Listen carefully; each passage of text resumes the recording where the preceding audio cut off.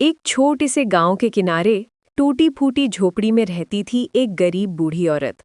ना घर में कोई था ना सहारा, लेकिन दिल इतना बड़ा था कि गांव वाले उसे दादी माँ कहकर पुकारते। हर सुबह वो थके कदमों से उठती, लकड़ियां बीनती और दिन भर छोटे मोटे काम करके अपना गुजारा करती। खुद भूखी रह जाती, लेकिन दूसरों के लिए हमेशा कुछ बचाकर रखती। बुढ़ापे का शरीर थक चुका था, पर दादी के चेहरे पर हमेशा मुस्कान रहती। गांव वाले अक्सर कहते, अरे दादी, अब क्यों काम करती हो, आराम करो, घर बैठो। दादी धीरे से और मुस्कुराकर, बेटा, जब तक सांस है काम करना ही पूजा है। और यही कहकर दादी फिर से काम में लग जाती। उनका सहारा थे गांव के जानवर, एक आवारा कुत्ता जो हमेशा उनके पीछे पीछे चलता, एक छोटी चिड़िया जो उनकी झोपड़ी की छत पर घोंसला बनाए बैठी रहती, और पड़ोस की गाय जो कभी-कभी उन्हें दूध पिला देती। दादी प्यार से, लो बेटा, ये रोटी खा लो, भूख सबसे बड़ी बीमारी है।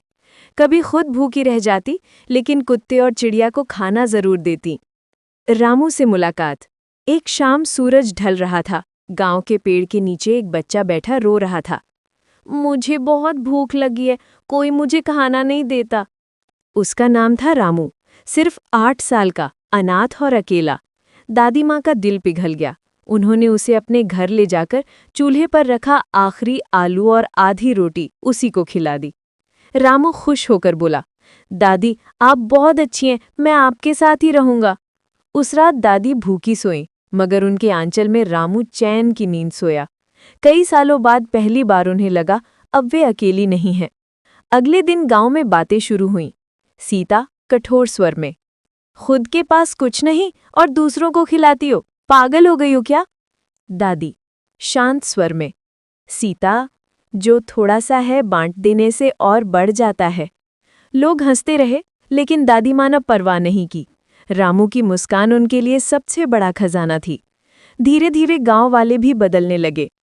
रामू पढ़ाई करने लगा, बच्चे दादी के पास खेलने आने लगे। गांव वाला नर्म स्वर में, दादी माँ ये थोड़ा दूध रख लीजिए, रामू के लिए अच्छा रहेगा।